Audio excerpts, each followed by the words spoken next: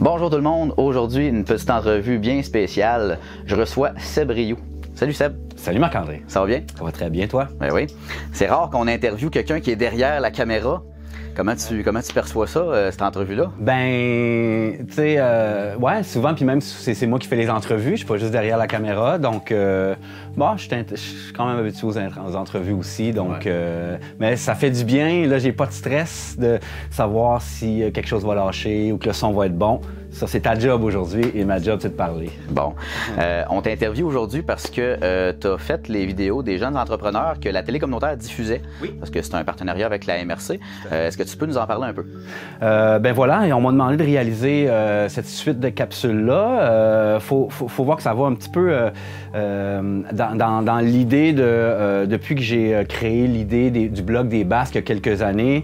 Donc, j'ai toujours voulu mettre à l'avant-plan les beautés ou les belles choses qui se passent dans la MRC. Donc, quand on m'a approché pour faire un peu le même projet, mais point de vue plus entrepreneurial, ben, j'ai trouvé ça très intéressant. Puis, ça m'a permis de découvrir tellement d'entrepreneurs, puis de gens, tout simplement, parce que derrière l'entrepreneur, il y a une personne. Puis c'est ce que je cherchais à montrer derrière ces capsules-là, parce que on en voit souvent des capsules sur les entreprises, puis l'entrepreneuriat, puis tout ça, mais souvent on oublie ces gens-là qui travaillent fort pour mettre tout ça sur pied. Donc, je voulais montrer le côté humain de la personne qui a sa famille aussi à travers son emploi, puis c'était important de montrer tout ça. Puis, ben c'est ça, j'ai tellement découvert des belles personnes. C'est là que tout ça m'a amené, c'est ce que tout ce projet-là m'a amené. Là. OK. Anecdote de tournage, est-ce qu'il y a un tournage qui sort du lot de tous ceux-là qu'on a présentés? Ben, les anecdotes, il doit en avoir à chaque tournage, mais je me souviens, puis là, je parlais de famille, justement, je me souviens d'un tournage chez, je me rappelle plus le nom de la personne, mais c'était c'était un cultivateur, et bien, il y avait les enfants à la maison, et faire l'entrevue a vraiment été quelque chose de périlleux, parce que les enfants étaient toujours là, puis ça demandait, puis ça coloriait à côté, puis ça pleurait, puis ça... Mais au final, on a eu un super beau résultat, puis c'était le fun de montrer la réalité des parents qui ont leurs enfants 24 heures sur 24 avec eux, même au travail. Okay. Donc, bon, il y a eu ça. Il y a des journées qu'on prévoit qu'il va faire beau, puis il y a des journées qui pleut, puis il faut tourner quand même. Voilà. OK. Puis ton travail tu n'étais pas seulement réalisateur, ton travail consiste en quoi, de façon générale au quotidien? De façon générale, bien, c'est ça. J'ai ma propre entreprise j'appelle ça de la création de contenu parce que à la base, je suis musicien. Donc, okay. Créer de la musique, composer, écrire, c'est toujours ce que j'ai fait. Le côté visuel date d'un peu moins longtemps, quoique je fais de la photo depuis environ une vingtaine d'années, début des années 2000 que j'ai commencé à faire de la photo. Je faisais de la photo en argentique avant, j'ai appris à développer, bon, tout ça. Donc là, ça m'a mené à faire de la vidéo. J'ai animé une émission de télé à MaTV pendant 3 saisons. Et ça m'a amené à connaître les rouages de tout ça, un peu la télé, puis de la vidéo. Et bien quand, à un moment donné, j'ai passé à autre chose, puis ben, je me suis dit, ben, pourquoi pas prendre ce bagage-là que je viens d'avoir, puis pouvoir montrer mon coin de pays au reste du monde. La vidéo, c'est ça maintenant, les réseaux sociaux, c'est ça. Je suis capable de produire une vidéo, de réaliser une vidéo qui va être vue autant à Saint-Jean-de-Dieu qu'à Hong Kong. Là. Donc, c'est ça la beauté des réseaux sociaux.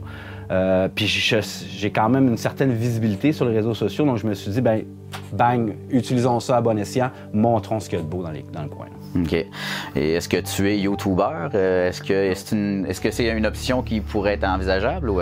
Ben, j'ai pas d'intérêt à montrer ma vie, montrer ce que je porte, montrer ce que je mange.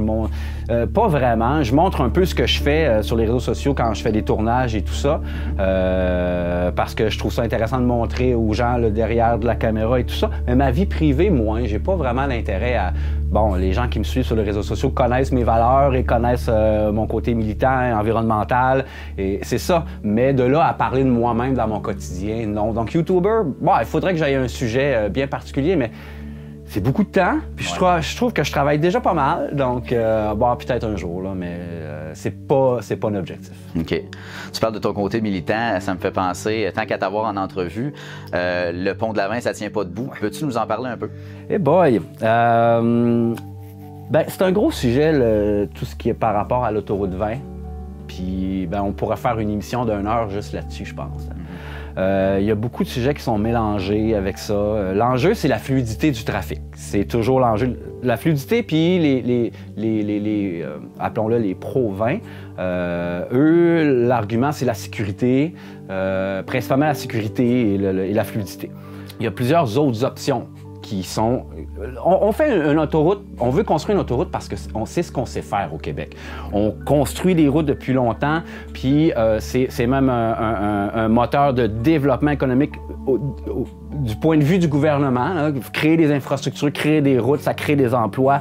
Mais après ça, il y a de l'entretien à faire à tout ça, puis ça, des fois, on l'oublie. Bon, il y a tout ce côté-là. Construire une deuxième route, quand on a déjà de la difficulté à entretenir la route qu'on a, la 132, ça devient problématique d'en faire une deuxième, puis à quel coût, on ne parle pas de ça. Point de vue sécurité, bien, les 2 premiers facteurs d'accident au Québec, environ 30 puis 20 %, j'ai pas les chiffres exacts malheureusement, mais à 30 % c'est la vitesse, puis à 20 % c'est l'alcool. Donc, si on tape là-dessus, on réduit déjà de 50 % les accidents sur les routes du Québec. Donc, construire une nouvelle route ne va pas faire que les gens vont réduire leur vitesse. Au contraire, on veut construire une route pour augmenter la vitesse et ben, ça n'empêchera pas les gens de prendre cette autoroute-là. Donc, il y a déjà là un gros côté qu'on oublie. C'est pas tout simplement la route qui crée souvent les accidents. Souvent, c'est le conducteur lui-même qui a eu une conduite inappropriée, non sécuritaire, trop rapide. C'est pas moi qui l'amène, c'est les chiffres, c'est les statistiques et on le sait. Donc, déjà là, on élimine plein de facteurs qu'on se dit, ben je veux une 20 pour la sécurité, je veux une 20 pour... Ben non, on peut faire d'autres choses. Là, ça devient un petit peu... Moi, je pense au sens large. Donc, quand on évoque la fluidité, on a un problème au Québec avec le transport de la marchandise. Si, là, les gens vont dire, mais comment on fait ça? Moi, je serais pour enlever une bonne partie des vannes, du transport de marchandises des routes. Ça se fait ailleurs. Si on regarde en Suisse, bon, la Suisse est plus petite, elle a une autre réalité, mais inspirons-nous de ça. Tout transport de marchandises par van qui passe par la Suisse ne passe pas par la Suisse. Ils prennent le camion, le mettent sur un wagon de train, passent le pays, ça ressort de l'autre côté. Donc, on désencombre tout ça des routes. Il n'y a pas ce transport-là. Et on n'abolit pas les camionneurs. C'est loin de là l'idée. On fait juste utiliser quelque chose qui est sous-utilisé présentement, c'est-à-dire les rails. On revalorise nos gares locales parce que la plupart des gares sont en train de fermer. Donc, on en fait des centres de distribution. À Trois-Pistoles, on pourrait fortement avoir la gare qui reçoit une bonne partie de la marchandise qui est écoulée à Trois-Pistoles. Et ben, c'est des camions qui vont là et qui font le transport local. Donc, imaginez la quantité de transport qu'on vient tout d'un coup d'enlever de nos routes. Puis on n'a même pas parlé de l'utilisation du bateau encore, parce qu'on a notre route du fleuve qui est déjà là. Donc, voilà. Et je pourrais, comme je dis, faire une émission d'1 heure juste sur le sujet, parce que je le connais comme il faut. Puis je pense que c'est important de regarder les autres options. Puis la meilleure, pour l'instant, selon moi, il n'y a pas une solution. Il y en a plusieurs. Et la réfection de la 132 fait partie de cette solution, de ces solutions-là, et non une nouvelle autoroute. OK. C'est parfait. Comme tu dis, on pourrait faire une émission. Ah ouais, tu me réinviteras, ça va me faire plaisir. Les gens te connaissent aussi parce que tu fais partie de la Ligue d'improvisation des Basques. Peux-tu nous parler de ton expérience d'improvisateur? Eh boy, ça date du cégep, à Rivière-du-Loup et tout ça, mais quand je suis revenu à Trois-Pistoles en 2011, moi j'étais parti pendant une vingtaine d'années, revenu à Trois-Pistoles en 2011, c'est une des meilleures décisions que j'ai prises de ma vie en plus. Il y avait une ligue, la Ligue estivale, la Ligue d'hiver, je pense, de Trois-Pistoles, la Ligue d'hiver de Trois-Pistoles, je crois. Et j'ai commencé à jouer là, puis là, j'ai vu que il y avait des gens qui avaient du fun à Trois-Pistoles à faire de l'impro. On a décidé, avec quelques membres qui jouent encore aujourd'hui, de former la Ligue d'improvisation des Basques, la LIB. Et voilà, c'est un moment où on monte sur la scène puis on oublie qu'il y a un public qui nous regarde. Parce que sinon, on ne pourra pas monter sur la scène. Parce qu'on a peur d'être jugé, puis on a peur de je vais-tu performer, je vais-tu être assez bon. Parce qu'il y a des joueurs qui sont super bons, qui jouent dans la Libre. Je monte là sans prétention. Je pense que je suis un bon joueur de soutien. J'ai mes petits personnages, mais j'aime ça. J'oublie tout pendant que je fais ça. Puis on a même commencé à jouer contre l'équipe de Rimouski. On va jouer cet été contre l'équipe de Rimouski à nouveau. Donc on a un pas pire calibre, sans prétention. On s'amuse. Puis je pense que c'est ça qui ressort beaucoup des soirées d'improvisation. C'est le fun que les animateurs, pas les animateurs, mais les improvisateurs et improvisatrices ont sur la scène. C'est le fun. C'est un plaisir. Ouais, c'est un plaisir. Ouais. Puis là, pour les gens qui ne le savent pas encore, il y a eu un film qui a été tourné il y a 2 ans, en fait, déjà, à Trois-Pistoles, et tu jouais dedans. Oui. Est-ce que tu peux nous parler de ce film? Je sais que je m'y connais plus que toi sur le sujet parce que T'étais aux commandes. J'étais aux commandes aussi. Oui.